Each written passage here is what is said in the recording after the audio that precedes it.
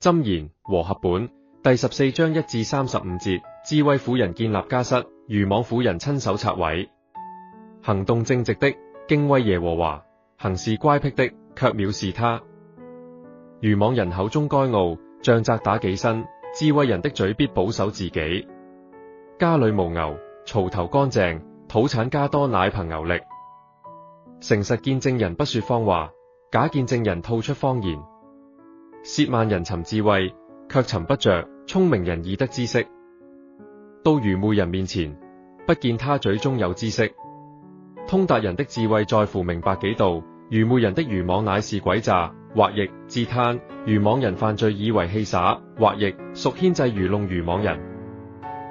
正直人互相喜悅，心中的苦楚自己知道，心裏的喜樂外人無干。奸惡人的房屋必傾倒，正直人的帳棚必興盛。有一條路，人以為正，至終成為死亡之路。人在喜笑中，心也憂愁；快樂至極就生愁苦。心中背道的必滿得自己的結果，善人必從自己的行為得以知足。愚蒙人是話都信，通達人步步謹慎。智慧人懼怕，就遠離惡事；愚妄人卻狂傲自恃。輕易發怒的行事愚妄，設立詭計的被人恨惡。愚蒙人得愚昧為產業，通達人得知識為冠冕。壞人俯伏在善人面前，惡人俯伏在義人門口。貧窮人連鄰舍也恨他，富足人朋友最多。藐視鄰舍的這人有罪，憐憫貧窮的這人有福。謀惡的豈非走入迷途麼？謀善的必得慈愛和誠實。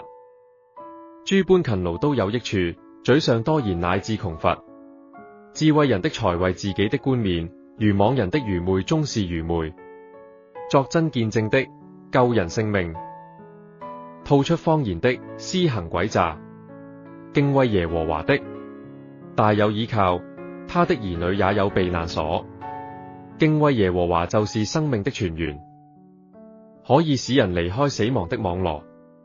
帝王榮耀在乎民多，君王衰敗在乎民少。不輕易發怒的大有聰明，性情暴躁的大顯愚妄。心中安靜是肉體的生命，嫉妒是骨中的朽爛。欺壓貧寒的是辱沒做他的主，憐憫窮乏的乃是尊敬主。惡人在所行的惡上必被推倒，義人臨死有所投靠。智慧存在聰明人心中，愚昧人心裏所存的顯而易見。公義使邦國高舉，罪惡是人民的羞辱。智慧的臣子蒙王恩惠，貽羞的僕人遭其震怒。